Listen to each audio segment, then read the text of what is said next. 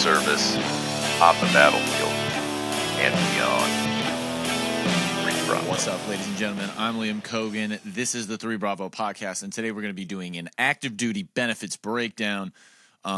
This might be the first active duty benefits breakdown. I can't remember. If you don't know, we were very recently, on a brief hiatus while we knocked out our first 20 Mountain 220 nonprofit race to raise veteran suicide awareness and fund our nonprofit 3 Bravo's vision. It went well. I'll do a debrief on that all on its own, but before that comes in, we are back to business as usual. So today we're going to be going into a highly requested subject. And when I say highly requested, my 250 subscribers, I mean one of you asked for it and you shall receive. Because when you ask for it, I figure there are more people that want to hear about it. And this program, Navy Cool, is actually pretty interesting. So if you are not a Navy or want to be Navy, or maybe even considering going into the Navy Reserves, this might not be for you. But if your spouse is in the Navy or you know someone in the Navy, this is for you. So I'll just knock that out right in the beginning so you don't have to linger. Or if you are in the Army or Marines or something and you like rage bait and you like getting all mad about what other people's benefits are because everyone wants to get mad on the internet these days, this is for you. So going through Navy Cool, what is Navy Cool? Well, Navy Cool is the credential opportunities online. It really is just a program where you can get civilian real-world credentialing while you're in the Navy for free. It's pretty cool. This is like this isn't something I've done in the civilian world just yet, but I know a lot of people who kind of scan around LinkedIn, Google, and they get a lot of credentialing done like that. To look better as a candidate on resumes, or to have a voice that's more listened to, or just to learn. The legitimate, like real financial side of this, aside from resumes, is that you can get legit credentials on here. Like you can get project management credentials, some weird ones that are called like Black Belt and Lean Six Sigma, that are actually really sought after. This is real world credentialing, and you can only do it while you're active duty. And I believe in the reserves as well. So don't make the mistake of thinking like, I'll just do this later. This is something that you want to do right now. So I'm going to go a little bit into what it covers. I'm going to jump into like some of the cooler things that you can do with it. And then we're just going to jump out because this is a very simple one to break down. It covers certification and licensing exams, registration fees, recertification and renewals, and some apprenticeship and training courses if it's a little more extensive. Things like flight school. That's kind of up in the air right now. So as you get out, if you want to go get your pilot's license, that's something where you're going to have to do some maneuvering. Whereas if you're in, there is a way in which you can use Navy Cool and some of your in-service benefits with a projected plan of why this is going to help you. Now, that's going to play into how all of you use this. So through Navy Cool, they're not just going to pay for whatever you want to do. You've got to make a legitimate plea as to why this is going to improve your military career. So this isn't necessarily a transition tool, but a tool to expand your military career, make you look like a better candidate for whatever you're doing. And it's also something that can bleed into the civilian world when you inevitably get out. So who qualifies? Well, that'd be active duty, Navy Reserve, and veterans can also use the site to research which credentials line up with their prior ratings, though funding is limited once you're out. So essentially there's very, very limited funding for veterans. But if you are a veteran looking to get back into the reserves, this is something that you should scan through. This is one of your benefits that you get out of the reserves. So here's our step-by-step breakdown. Go to the Navy Cool website, https://www.cool.osd.mil/USN/. I don't know why I read that out just now. It's cool.osd.mil. And you search basically by your rate, your designator, your NEC. And the reason you do that is because whatever certificate or whatever you're looking for, classification thing, that is going to in order to get it, to be qualified for it through your command, you're going to have to basically say why this lines up with your rating, why it's going to matter for you getting the next rank or being a better soldier, sailor, marine, whatever. Officers, you can search by designator, and then veterans no longer serving can still explore, but funding may differ. Again, if you're a veteran, you very likely can't use many of these benefits. But if you're active duty, search by your rate and rank. It'd be pretty simple.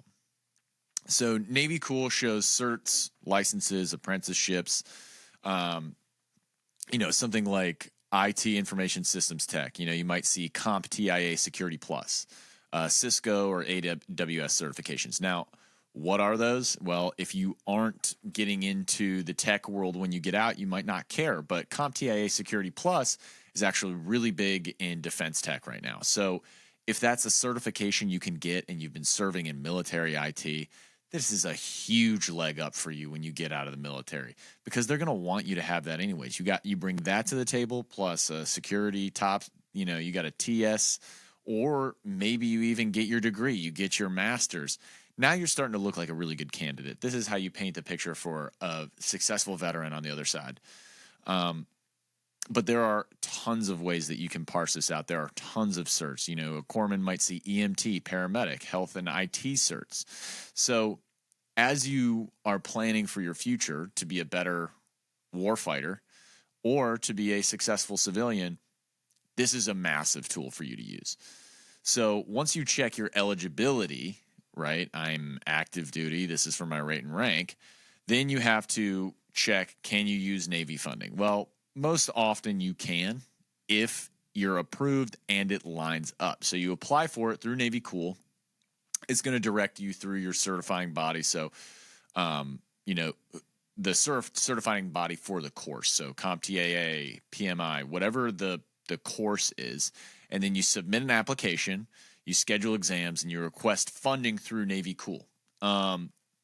Some courses won't ask for funding. So, if you're active duty and you wanted to get probably some like PMP, maybe leadership type stuff, that might not even be right. But some of these won't ask for funding. Like you'll sign up and you'll just be able to access the course because of your rate, and you'll submit it and you'll go straight into it, which is actually really cool. And then you just track and maintain. So this is a lot like getting your degree while you're in. You're going to have to keep proof of your training, work experience, and your Navy documents. And then many certs are going to require you to continue education. So Cool often lists those details. You can continue through Cool throughout your career. So now that you kind of get the gist, right? So you're just going on to Navy Cool, you're applying for some of these certs, you're getting certified, you're looking like a better candidate. When you get out of the military, you're looking like a better candidate while you're in the military for promotion to kind of build a better and more successful career. Now let's look at a few, right? So this may not have sounded appealing until I say this, but let's look at some of the certs that are offered. These are some of the ones that I scoured for that I thought were really interesting and actually have real world applications. So CompTIA Security Plus, CompTIA Network Plus, CISP, which is Certified Information System Security Professional, and Certified Ethical Hacker, CCNA, Cisco Certified Network Associate. So those all are, you'll go on LinkedIn and you're going to see someone have all, whatever 5 of those, and they'll have a really annoying name because they're going to list them all right after them. But people are looking for that. They're searching for that. That brings you up in search queues. It does serve a purpose. And if this is something you're interested in, you're getting out of the military, you have like an extra tier of background that will make you look like a better candidate than someone getting out of college. So please do consider getting these if this is a career field you're looking at. Project and business management. This is like a really common set of 3. So PMP, project management professional. This can actually really set you up for success. You can do a lot with a PMP even outside of having a degree. If you have access to this, which a lot of people in the military do, I would suggest getting it before you get out. You also should get Lean Six Sigma Green Belt or Black Belt. I don't know, why is it named that? I'm sure I would learn if I logged in, but it's just a stupid name. And then Certified Scrum Master, also a stupid name. Project management, what is going on there? But all all bona fide, legitimate certificates that people are actually looking for to hire people on. Now, does that mean they're going to hire you because you're a PMP? No. You still have to be a good candidate. You still need to be able to use your mouth to speak inside an interview. You still need to get an interview. You still have to have a resume that looks good, and you can do all those things through a Veterans Benefits Outreach Center or whatever it is called in your state when you get out. But these are all very good-looking things. If you're in the military and you're getting stuff like this and you're looking to get that next rank, guaranteed. Skilled trades in technical fields, so you can get AWS certified, you can get welding certs, you can get HVAC technical licenses, you can get crane operator licenses. A lot of this is going to depend on what your rate is, again.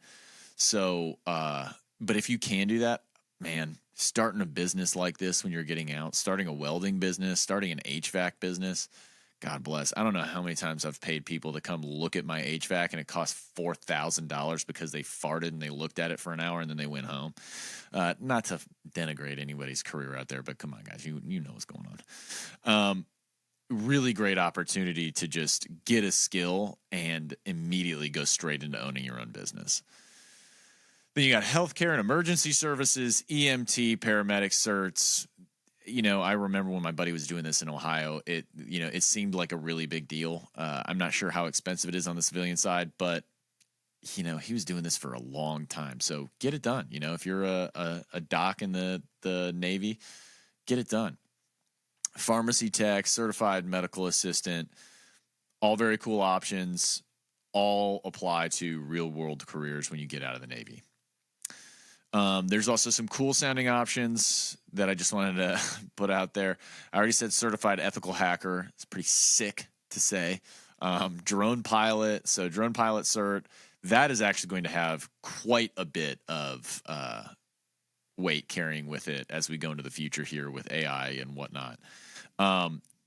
Sommelier. Now, I am bummed out that I did not get the sommelier wine certification. That's a bummer. Culinary certs, that's awesome. Your NASM, so personal training, strength and conditioning coach. Your NASM or your ACE. NASM's the best one. You got to pay for that course. It's expensive. It's like bullshit expensive. And you can look up all the materials online too, but you still have to pay for it. So if you can get that while you're in, do it. I mean, even if you don't even want to be a personal trainer, it's like a great fallback. And then commercial driver's license, CDL. There are a lot of states that will transfer if you had like a similar certification in the military driving larger vehicles that will give you a CDL in their state or fast track you. And then private pilot license. This kind of goes in tandem with your GI Bill. So it's like there's a little bit more to do there. So key takeaways here. Cool funding is separate from tuition assistance in the GI Bill. So while you're in the military, you can still get tuition assistance. While you're getting a degree, you can also get your PMP. You can also get your personal trainer's license. You can get other stuff while you're using your tuition assistance. It doesn't draw from those funds. It's also not the GI Bill. So when you start using the GI Bill, same. You can use the GI Bill and you can use any of these certs and apply for these certs at the same time. And you can use it while on active duty, and it doesn't tap into any of your education benefits. Pretty awesome. Check the Navy Cool website for approved credentials tied to your rating. So basically what you're doing here is you're approaching it like a professional. You're finding a way to convince your command or convince the military at large, I need this degree. It will help with my advancement. It will make me a better warfighter. You are not saying it will make me a better civilian. That is not what the Department of War, the DOW, wants from you. The DOW wants you to be in until you die, okay? That's truly it. Once you're out, you're the VA's problem. And those two people don't talk to each other. The VA and the DOW, they're not like BFFs forever trying to fast forward everybody's ideals together. The VA does one thing, the DOW does another thing. So when you're applying for this and you're active duty, you have to apply and appeal to the DOW. They do not care about your civilian life. That is not something that they do. Apply for this, focus on it, and do not get off basis and say, oh, well, this will make me look like a better civilian. I'll have a better career afterwards. Don't wait. Activate these benefits now. that's your breakdown on Navy. Cool. I'm Liam Cogan. I'll check y'all next time.